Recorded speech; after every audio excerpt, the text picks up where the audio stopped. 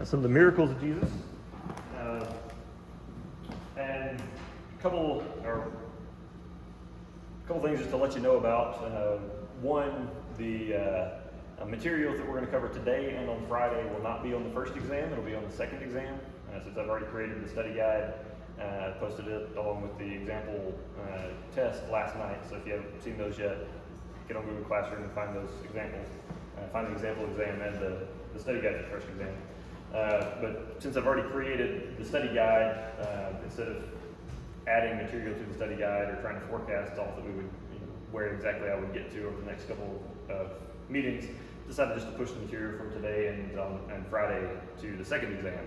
And so everything that will be on the first exam is the stuff that we have covered through Monday, up through Monday in class. So any questions about that, what I mean? Fairly straightforward, I think. Also, I have been using a term, early ministry, the early ministry of Jesus, and want to clarify that's actually kind of a misleading term. I just can't think of a better one off the top of my head, or I haven't thought of a better one yet. Actually, what I mean by early ministry is everything that happens up until a particular turning point in the story in the Gospels, and that actually covers the majority of Jesus' time in ministry, or what I mean by ministry. The time between Jesus' baptism and the transfiguration scene, which we'll get to in a couple weeks. The transfiguration, there's this moment in the middle of the gospel stories. If you look at Mark, actually, it's almost dead center of the book. It's the end of chapter 8 and the beginning of chapter 9, and there's 16 chapters, and so it's like it's the transition point, the midpoint in the story in Mark, as well as being kind of a major transition in the other gospels as well. Where Jesus asks his disciples, who do the people say that I am? And then the disciples give him some responses about who the people say he is. And then he says, well, who do you, my disciples, who do you say that I am? And Peter responds back and says, you are the Messiah, the Son of God. And so his disciples, or at least Peter, recognizes who he is, though Peter, as we'll see when we get there, Peter's not ready to accept what Jesus says that means. So there's another scene that follows that immediately. But then in the next chapter, Jesus takes Peter and James and John and takes them up to the top of a mountain, and he is transfigured, or his appearance is changed in front of them, and he starts shining and glowing like a light, or glowing like the sun, and they see something there that is pretty amazing. Again, we'll get there when we get there in a couple weeks. But that scene, that the combination of Peter's confession of who Jesus is, his recognition of who Jesus is, and then the transfiguration scene, that marks a transition in the story in all three Gospels. And from that point on, Jesus is walking towards, or he's on the road to, he's traveling towards Jerusalem. And then once he arrives in Jerusalem, he'll go through Passion Week, or the Passover week, and then he'll be crucified. And so he starts the journey from that point, the transfiguration scene. He starts the journey from that point to go to Jerusalem, where he will be crucified. And so about half of the contents of the Gospels, at least especially Mark's Gospel, is actually that last period of the few weeks that it takes him to get to Jerusalem, and then the week in Jerusalem, and then sometime after he was raised from the dead. And so when I talk about the early ministry of Jesus, I'm basically talking about everything that happens before the transfiguration scene, even though that's actually the majority of Jesus' time in ministry. He actually spends about 3 years traveling around preaching and teaching, and that period of 3 years is what I'm calling the early ministry of Jesus. Hopefully you can see now why that might be a little misleading and why I want to clarify. So today we're going to be looking at some of the miracles that happen during this period, the early ministry of Jesus, and we're going to look at them, and I want us to see a little bit of what the gospel writers in recording these stories and the way that they record them, what they want us to see about Jesus, about who he is and what he can do. And so as we're going through, be prepared to ask yourself some questions about, why? Why does Jesus do this? And why does the gospel writer tell us this? We're going to start in John chapter 2, verses 1 through 12, at the wedding at Cana. This wedding, as I've mentioned in other lectures, a wedding in the first century was a bigger scale thing than we typically do now. I mean, we spend tons of money on a wedding, right? Typically, you can spend gobs of money on a wedding. the dress and the location and all the decorations and the photographers and all that stuff, and then the catering for the reception, all that, it can be really expensive. But we typically have a service that lasts between 20 minutes and an hour. My wife and I are nerds, and she's a preacher's kid, a minister's daughter, and I'm the minister, and so we really overplanned our wedding ceremony, the church part of our wedding, and so ours lasted like an hour and a half, but most weddings are shorter than ours. And so most weddings are between 20 minutes and an hour, and then you have 2 or 3 hours of a party afterwards, right? A reception afterwards where you'll have some food, maybe a full meal even depending on the setting and the time of day and all that.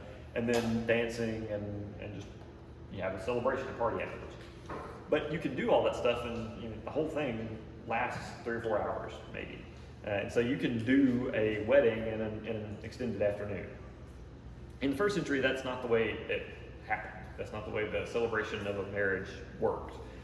Typically, it was at least a day, and that would be on the shorter end. And depending on the financial situation of the family and how far people were traveling to come in for the wedding and several other factors, that wedding feast could extend out to a week long. And so a wedding could be a big hairy deal and last a long time. And there's a wedding in Cana, a village called Cana, that Jesus and his disciples have been invited to. And Jesus is not the only one there that you would recognize. Jesus' mother, Mary, is there as well. And she is there not just as a guest, but she's there helping to plan and coordinate the thing. Apparently this wedding is for somebody that is relatively close to Jesus' family, such that they are a close friend of the family or a cousin or something that they trust Mary to help direct the wedding festivities while the bride and groom are celebrating and the bride and groom's family are distracted by all that they're doing during the wedding. And so she's kind of a wedding coordinator, or she's helping to host this wedding. And so Jesus and his disciples have come, and they're there at the wedding feast, and everybody's enjoying themselves. And then all of a sudden Mary comes up to Jesus and says, they have no wine. Now, Jesus is, there just celebrating and enjoying the wedding, and if you run out of wine, you run out of something fairly core or basic to the wedding festivities. You run out of food or you run out of wine, that's kind of a big deal. It's kind of embarrassing. It'd be very shameful for people, for the bride and groom or their family to have to come out and say, sorry guys, we've got to cut this short. We ran out of something. We ran out of something vital to the celebration. We ran out of wine or we ran out of food. So sorry, thanks for coming, everybody go home. It would be embarrassing to have to end the celebration because of that. And so the servants tell Mary that they're out of wine, and Mary goes to Jesus and says, we're out of wine. I don't know if any of you guys have a mom that does this kind of stuff or that would do something like this, but this does sound like a mother to me. She just comes up and says, hey, there's this problem, and kind of expects that Jesus is going to do something about it. And she says, they have no wine. And Jesus turns around and says, woman, why do you involve me? My hour has not yet come.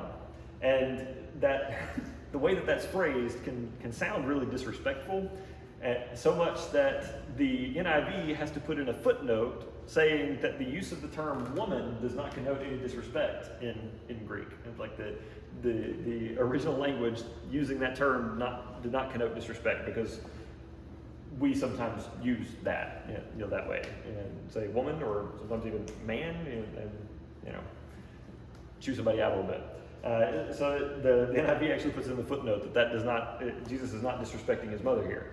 And so it says, what does that have to do with me? My time or my hour has not yet come.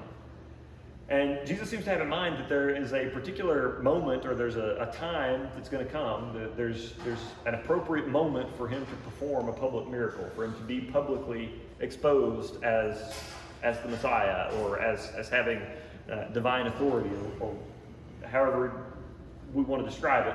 There's a particular moment that would be right for this, and that time hasn't come yet. And so he's saying, why are you trying to involve me in this? My hour has not yet come. And then Mary, in another kind of, seems to me, mom move, turns and looks at the servants and just doesn't even respond to what Jesus said, doesn't even respond to him, turns to the servants and says, just do whatever he tells you, and then goes on about the rest of whatever she was working on. Again, I don't know if any of you have a mom that would do that kind of thing, but that just feels very mom to me. And so Jesus' mom says, just do whatever he tells you, tells the servant standing nearby, says, do whatever Jesus asks you to do, and then leaves. And so Jesus looks around and he sees this set of jars, the ceremonial washing jars. It says nearby stood 6 stone water jars, the kind used by the Jews for ceremonial washing, each holding from 20 to 30 gallons. And so there's 6 jars that hold from 20 to 30 gallons, and so there's a total capacity here of 120 to 180 gallons of water. But these jars are, well, they're used for ceremonial washing. And the deal is that when you come into somebody's home, as you were coming into somebody's home, they would wash your hands and your feet. And the hands were kind of a ceremonial deal. They didn't have germ theory then. They didn't know about germs. And so the washing of the hands was just kind of a ceremonial, symbolic thing. But the washing of the feet was much more practical. People wore sandals at the time. There weren't a whole lot of, fully enclosed boots or enclosed shoes. I don't know that anybody had them at that point, but practically everybody wore sandals. And most of the streets, most of the roads were dirt. There were very few fully paved roads. It was mostly just the official Roman roads that were fully paved. And so these, especially out in the villages. And so the village roads would have been all dirt. Everybody would have been, traveling in for the wedding and walking in. And also, farmers and such had to move their animals around during the day. And I don't know, I can't swear that this is true in the first century Palestine, but I know that most places that I've been that have dirt roads, when I've been on mission trips and in small towns and things where there's dirt roads, there's always an animal running around. And people move their animals through the streets. And what do animals do when they're walking around somewhere? Y'all ever seen the aftermath of a Christmas parade where there were horses involved? There's stuff in the road, right? They poop everywhere. And so people were walking around on roads that had animals poop on them, that people tossed their stuff out, and if you didn't have running water, you didn't have plumbing, you used a pot or jar and you toss out the mess. And so there were human feces and things around in the streets. And people are walking around, and so you're wearing open-toed shoes all the time. You're wearing sandals around all the time. And all of that road dust and from the dirt roads, and then from all the stuff that might get left on them by animals, and people tossing out their chamber pots or whatever they were using, feet got nasty. And so when you were coming into somebody's house, it was traditional for you to get to wash your feet on the way in, or for them to, if it was a celebration like this, they would usually have, or if it was a fairly wealthy person that had servants, there would be a servant in the household that would wash your feet. And so they're washing their feet in these stone jars and using the water from these stone jars. And so you can imagine the stuff that collects in the bottom of these stone jars, right? And so when Jesus says those ceremonial washing jars over there, he points the servants towards those ceremonial washing jars and says, fill those all the way up. And so the servants go and they fill those jars all the way up. 120 to 180 gallons of nasty, funky foot water. That's what we got over there. 180 gallons of nasty, funky foot water. And then Jesus says, go and dip out a cupful and take it to the master of the banquet. Basically, go and fill up a cup with nasty, funky foot water and take it to your boss. And the servants do what they're told. They go and they fill up a cup full of the water from the jars, and they carry it to their master, the master of the banquet, and give him the cup, and he drinks it.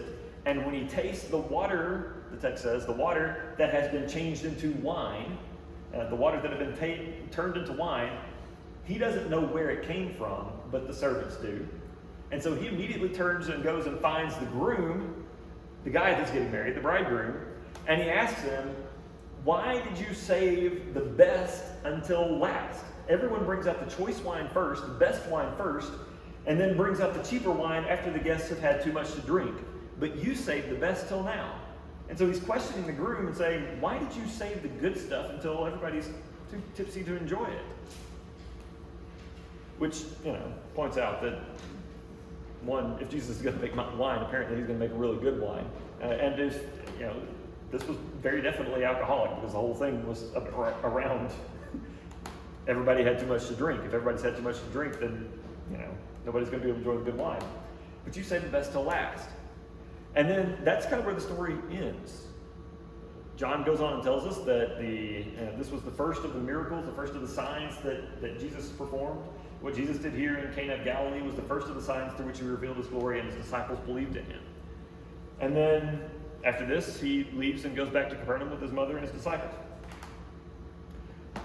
And so the story just kind of ends there. And so there's a couple of things to note about this. One is, even though this is Jesus' first miracle that his disciples see, and they come to believe in him as a result of it, Jesus actually did this very big public miracle in a very small private way.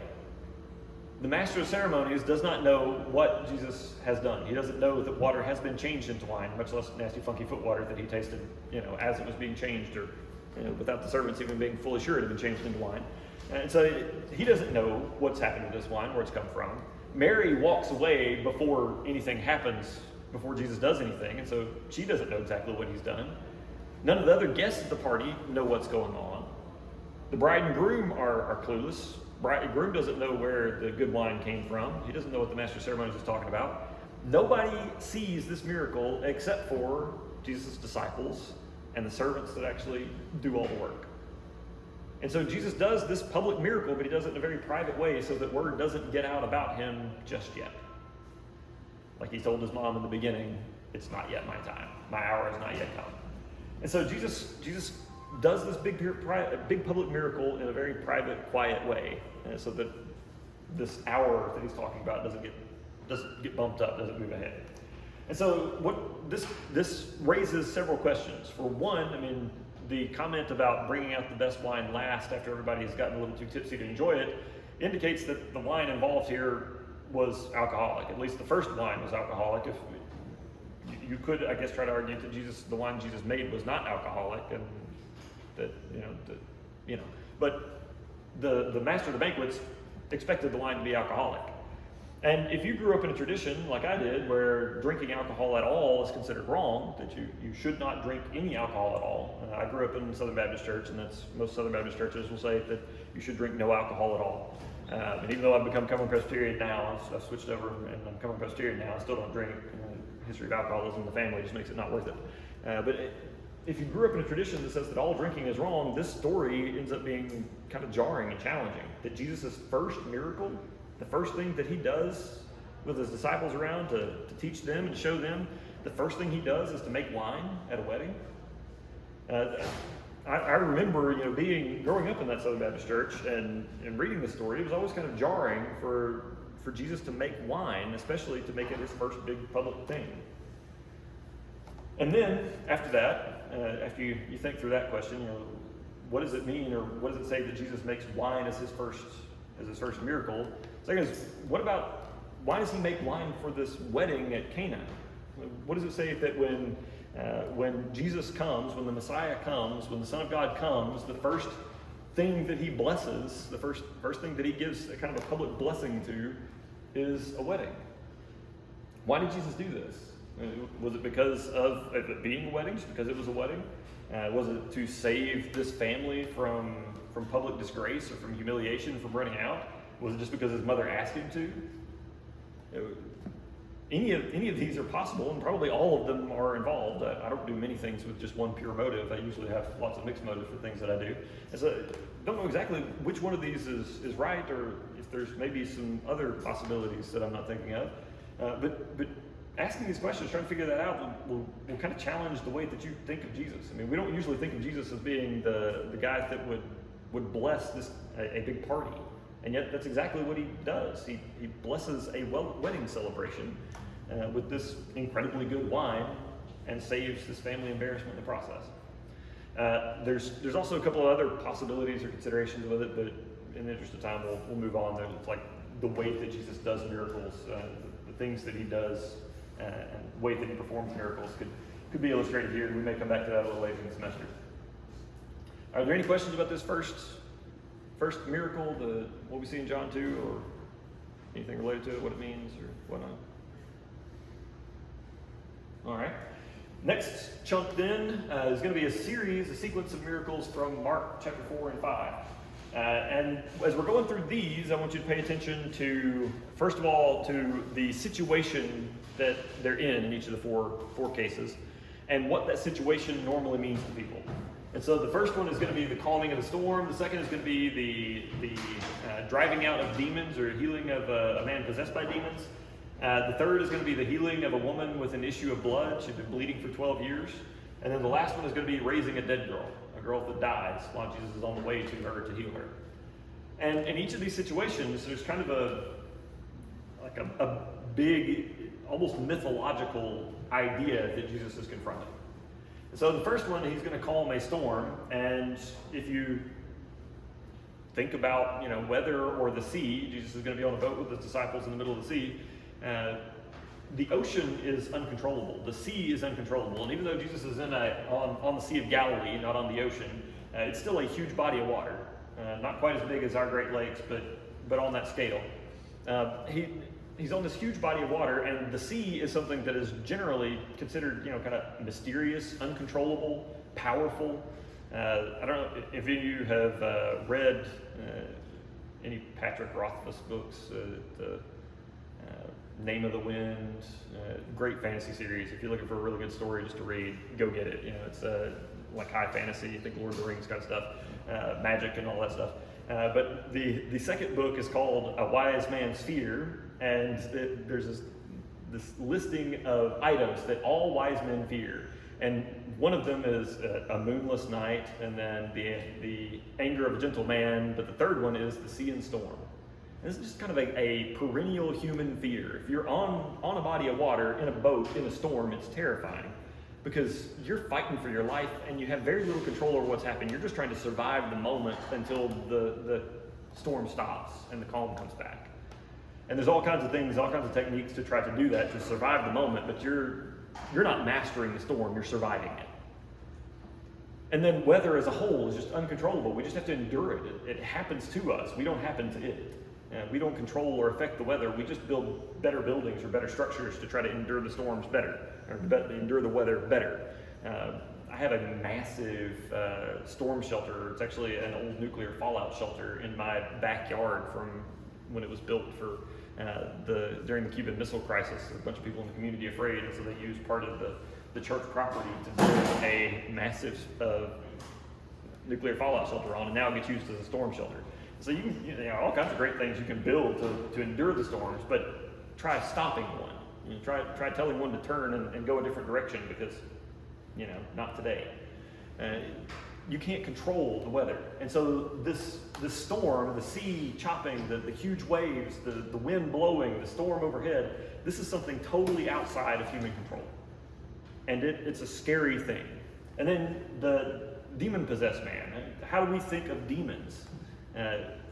Lots of people don't believe in demons anymore, but those that do know that, a demon, the idea of a demon being present is a scary thing, because there's this nebulous something, this something that you can't see, that you don't have any real good idea how to fight or how to stop, that intends you harm and can do it. Something that intends to hurt you and that you can't fight back against, that you don't have any direct way of interacting with, but it can hurt you. And so, not only that demons are supposed to be spirits from hell. They're the enemies of God, and they intend all of us harm. And Jesus is going to confront that. And then there's this woman that is sick. She has a bleeding disorder. She had a period start, and 12 years later she was still bleeding. And so she had a menstrual cycle that began and then never stopped. She never stopped bleeding.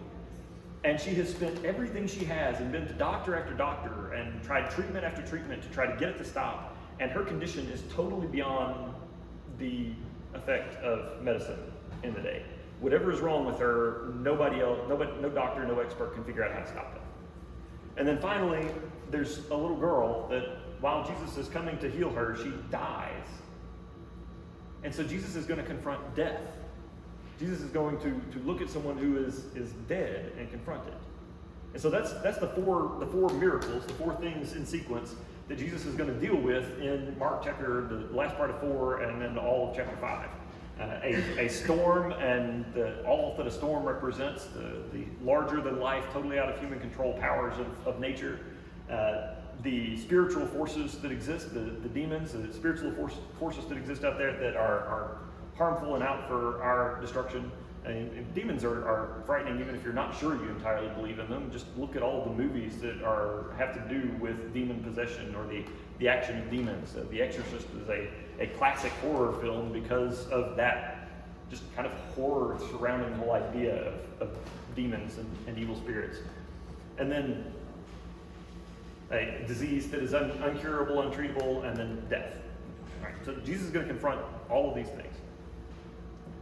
So let's start with the first one, calming the storm.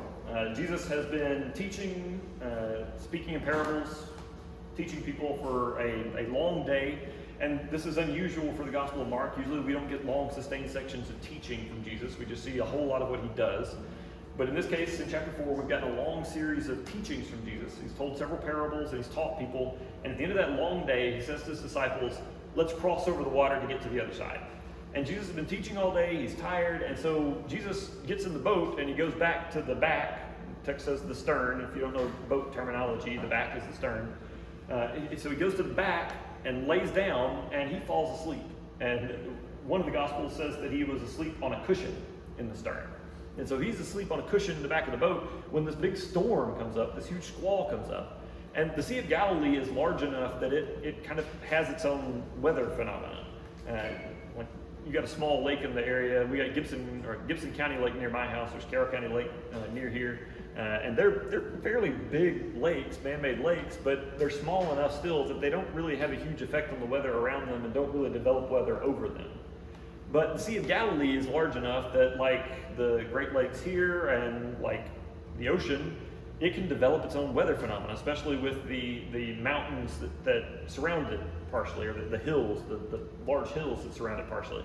And that combination of the hills and then the water, the large surface, this body of water creates these weather events. And this storm is one of them. And there was this huge storm that comes up. Now remember that Jesus' disciples, most of the disciples that he called, the first disciples that he called, were fishermen that had fished on this very lake. They were professional fishermen that had fished on this lake overnight dozens, hundreds of times. They'd gotten used to the weather on this lake. And so they were fairly competent at dealing with it, or they'd already be dead. They would have already died at some point along the way. But this storm is different. This storm is way beyond what they can handle. And so in the middle of the storm, one of the disciples comes back and wakes Jesus up, shakes him awake off of the cushion, and shakes him awake and says, "Teacher, don't you care if we drown?" So wake him up, try to help us. "Teacher, don't you care if we drown?" And they want Jesus to, I don't know. I don't know if they were expecting him to stop the storm or expecting him to do something miraculous and help them to survive it, or just to grab a bucket and start pitching water out of the boat and bailing the boat out. If they just wanted some manual help to try to improve their chances. Whatever they expected, Jesus did something else. They did not expect what they got. So this disciple goes and says, "Teacher, don't you care if we drown?" And then Jesus gets up, stands up from his cushion, looks around at the wind and the waves, and then it says he rebuked the wind and said to the waves, "Quiet, be still." And so he says in Greek 2 words, basically, "Quiet, be still." And then the wind dies down and it was completely calm. Now, that sounds redundant, but it's actually a description of 2 different events. Right? There's the wind dies down, and the water becomes completely calm. And I don't know if you have ever been around a big body of water at the end of a storm, but when the storm slows down and stops, the waves keep going because the water has built up some momentum from being pushed around by the waves so much, and it takes a while for that momentum, the motion energy in the water, to settle out for the water to calm down. But that's not what happens here. Jesus commands, says, "Quiet, be still," and everything goes calm. Everything goes totally quiet. The wind stops entirely. The water goes flat. And Jesus, I imagine him just kind of sitting back down, laying back down on the pillow. But yeah, the text doesn't say that he does that. But the disciples, he turns and says to his disciples, "Why are you so afraid? Do you still have no faith?" Now pay attention to the verbs, the tenses of the verbs in this section. Why are you so afraid? Do you still have no faith? They were terrified and asked each other, who is this? Even the wind and the waves obey him. So the storm has stopped. They're no longer going to be drowned in the storm. The storm is over. They know that. They are still terrified. What are they afraid of? Him. They are terrified. The disciples are terrified of Jesus. And this kind of makes sense that they're more afraid of Jesus than they were of the storm before. And this kind of makes sense because the storm could kill them, right? They could have died from the storm, but they knew what the storm was. They knew what to expect from a storm. They knew that it was powerful enough to kill them, that they knew what to expect from a storm. But what do you do with a guy that gets up and calls down the storm like it's an unruly puppy and it listens? Have any of you ever watched The Dog Whisperer? See the show? Caesar Milan is a guy in California that does a whole lot of dog training. And it's always about training the owners, not about training the dog, because the owners have to change their attitude to fix the dog. But he goes and he works with these families or these dog owners and works with their dogs. And it's always, he makes this sound when he's correcting a dog. He goes, ch, ch, and the dog's like he's been kind of sprayed him in the face with water or jabbed him or something. There's like immediately attention. And I kind of imagine that's what Jesus did when he looked at the storm. He got up and he went, and it just went all still, all quiet. It's like he rebuked a puppy. And the disciples are looking at him now and saying, how do you deal with, how do you accept somebody that just calls down a storm like that in 2 words and it listens? This totally unassailable, untouchable, unaffectable force of nature that you just have to survive. He sleeps through most of, and then when he wakes up, he just calls it down and it stops. If your best friend, somebody that you've known most of your life, if your best friend suddenly just stopped a hurricane lazily after waking up from a nap, you'd look at them differently from then on, right? You wouldn't look at them the same way the next day. You'd probably be a little scared of them. That's what the disciples are experiencing when they look at Jesus after he has stopped the storm. And so Jesus confronts this utterly overwhelming force of nature with total calm and a quick rebuke, like he's calling down an unruly dog. And so they finish out the journey overnight, and they arrive at the other side. They get to the other side of the Sea of Galilee, and they get out, and it's the region of the Gerasenes, the text says. And in this region, on the other side of the lake, there is this man that is possessed by demons. And the text goes on to tell us a lot about this guy. It says the man lived in the tombs, and no one could bind him anymore, not even with a chain, for he had often been chained hand and foot, but he tore the chains apart and broke the irons on his feet, and no one was strong enough to subdue him. And so night and day among the tombs and in the hills, he would cry out and cut himself with stones. And so this guy had, major issues, and the problem is demon possession. There are spirits living in him, these evil spirits living in him. And so this man, when Jesus gets out of the boat, this man comes running up to him, and the text says that he falls down on his knees in front of Jesus. And Jesus says, "What is your name?" Asking the man cries out, "What do you want with me, Son of the Most High, Jesus, Son of the Most High God? In God's name, don't torture me." And then Jesus asks, what is your name? And the man says, "My name is Legion, for we are many." And you got to imagine, somebody comes up and says this to you, says, "My name is Legion, for we are many." There's something not right in this person, right? They're talking about themselves both first person or first person singular and plural. They act crazy, that they're violent and extremely strong, and they break chains, and they live in tombs and whatnot. There's something not right about this guy. But then when he uses the name Legion in the first century, that's going to call to mind a whole other host of things.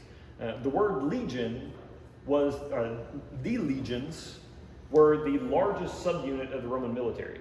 And so there was the Roman army, but actually the army was broken down into legions, and each legion had its own commanders.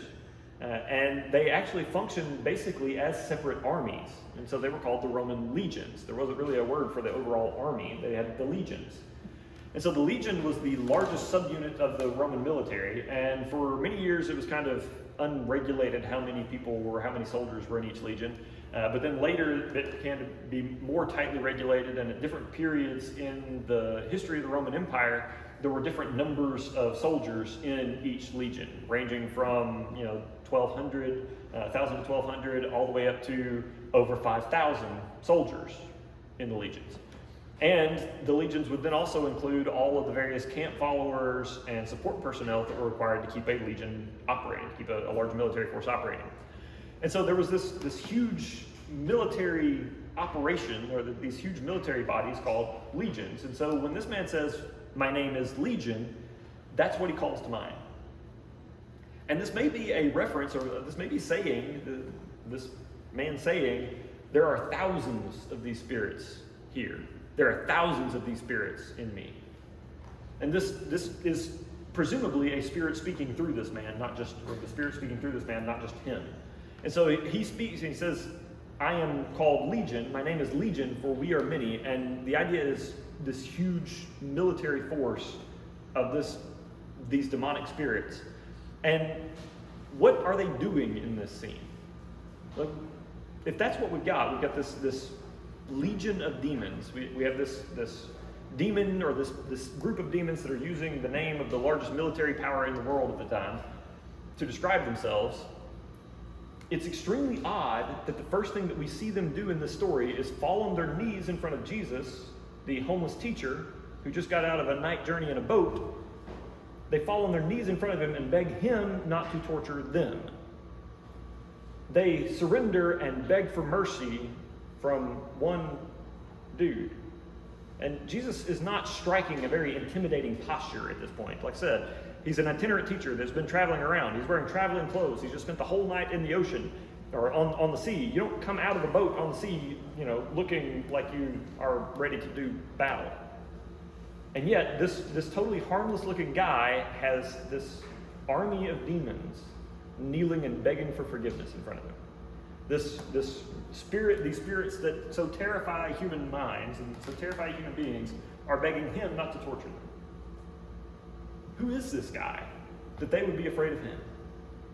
And so they beg him not to torture them, and so after they identify themselves, they continue begging him not to torture them, and they beg him to not drive them away or cast them into the abyss, but to let them go into these pigs, to this flock of swine that are nearby, or herd of swine nearby. And Jesus gives them permission and casts them out of the man and allows them to go into the pigs, and the pigs go nuts when the spirits are cast into them, and they charge over the edge of a cliff and into the sea and drown. And the man then is just sitting there, calm and in his right mind for the first time in who knows how long. And he's okay. And well, people come out from the town and they see that their pigs are gone and that this man is sitting there and is okay, and they look at Jesus and they're afraid of him. And so they ask him nicely to leave the area so that he doesn't cause any more problems.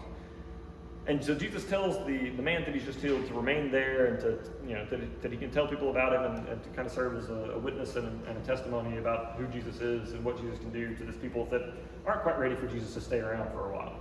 And so Jesus gets back in the boat with his disciples. They leave the man behind, healed and in his right mind, and they go back across the sea to the other side. And when they get out of the boat on the other side, they're approached by a man named Jairus. And we're told that Jairus is a leader in the local synagogue.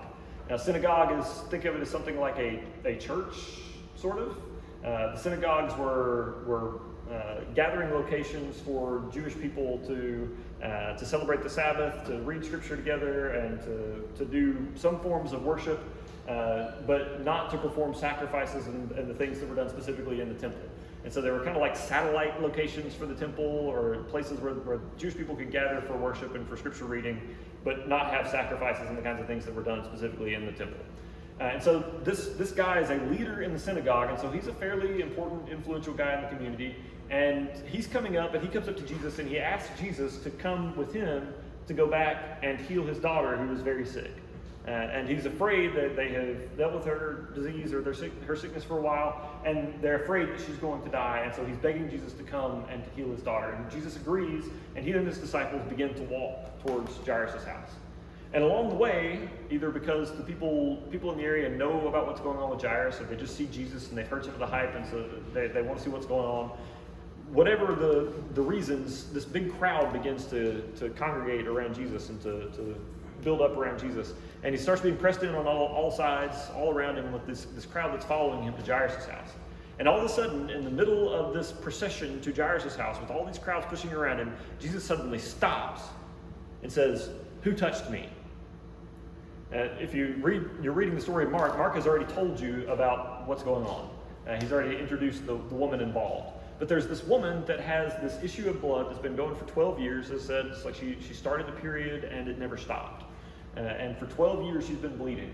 And this means because she is constantly bleeding, she is considered ritually unclean. Not because she's done anything wrong, but because there's just some things that make you unclean and that you should not enter into worship with. And bleeding is one of those things.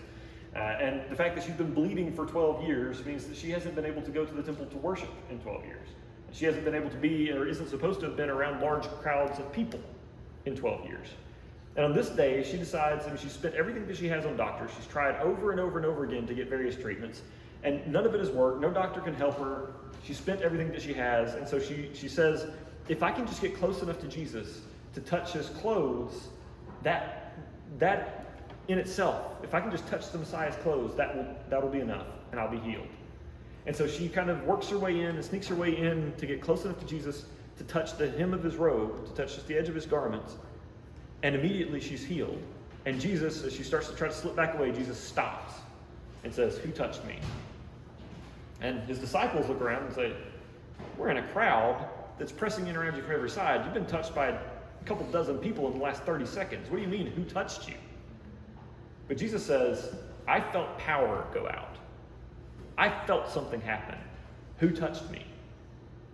And so this woman, probably terrified, steps up and tells Jesus who she is and what she did.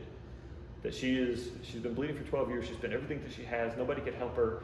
And she believed that she believed that if she just touched his clothes, that would be enough, and she'd be healed.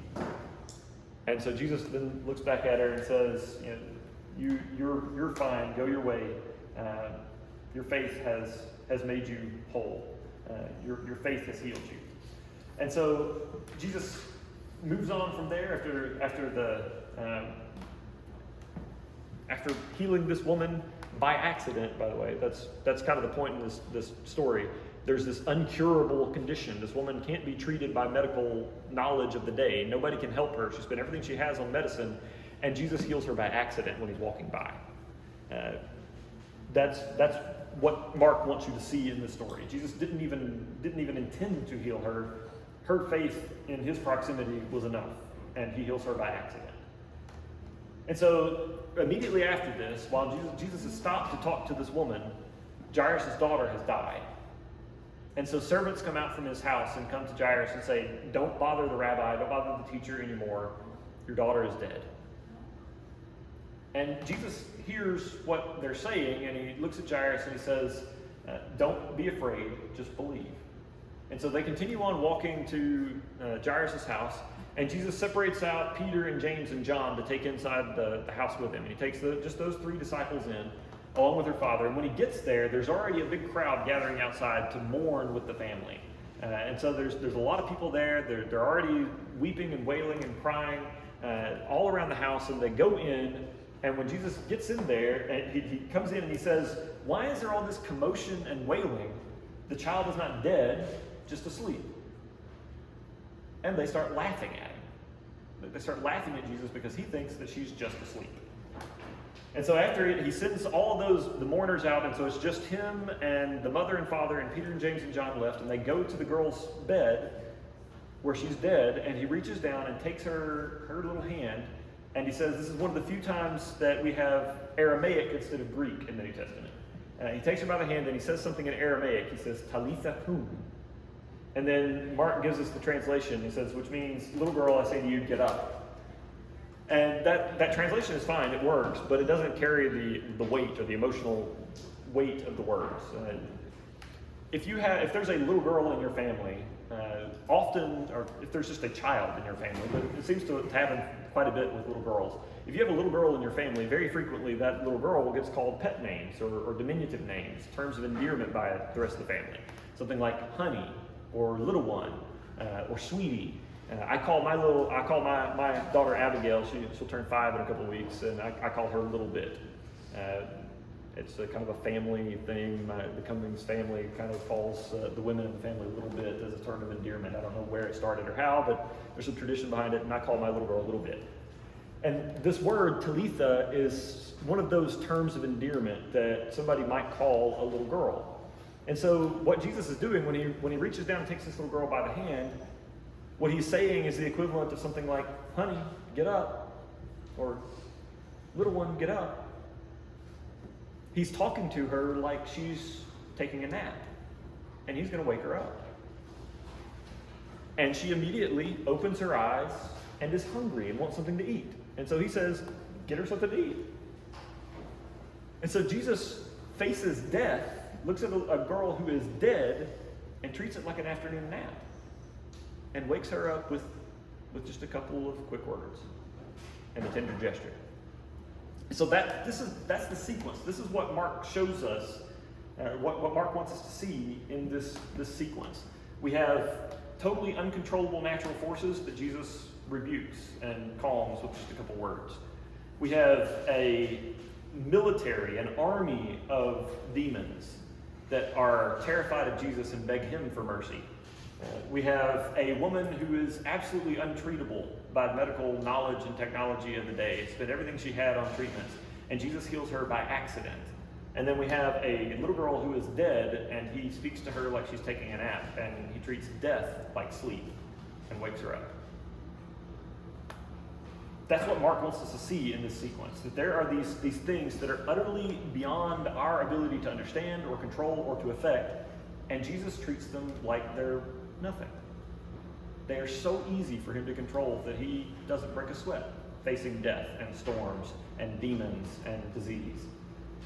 Mark wants us to see that Jesus is something, that he is authoritative, that he has power over these incredible forces of nature and reality that we have no control over and are scared of. That he is in absolute control. And this is an example of a moment where Jesus, or where the meaning of the story, or some of the meaning at least, comes out not by reading an individual episode and paying really, really, really close attention to that episode, but by seeing a series of stories one after the other. And that's something that we don't do very well if you've grown up in church. That's something that we don't do typically very well in church. In church, typically we have a sermon on Sunday morning, and maybe other times too during the week if you go to a church that has multiple services during the week. I grew up in a church that did Sunday morning, Sunday evening, and Wednesday evening, and now I pastor a church that only does Sunday morning. So there's a range of possibilities out there. But however often you gather and however many sermons a week you hear, usually it's over a fairly short section of text, and you got about 20 minutes of teaching over a short section of text, and so you end up with this kind of series of episodes in your head, and that's what you know from the Bible. And arranging them into the complete story doesn't ever happen in the church. And yet here's an example where you have 4 stories in a row that all have a kind of common thread between them, kind of common theme between them. And this is what Mark wrote. Mark didn't write a series of episodes. He wrote a gospel, a book. And so some of the meaning that is always there, that was there always in the Gospels, and that the people that read it before we adopted the format that we have now for church services saw more clearly than we usually do. If you just read the book from beginning to end, some of that meaning that you lose by only treating short episodes, you'll be able to find again. And some of it will only ever come out if you read and you see the commonalities between different sections. And so if you're reading something, if you're going to read a text, look at it, but also look at what comes before it for a chapter or so, and look at what comes after it for a chapter or so, and see what common themes are there between them, what commonalities exist between all those different parts. That's how you'll get to know the text better, and how you'll see all of this interconnection and the theme that the gospel writer, or whatever text, what they wanted you to see, what they wanted their readers to see. we're out of time, and so we'll have to pick up the other two miracles on Friday.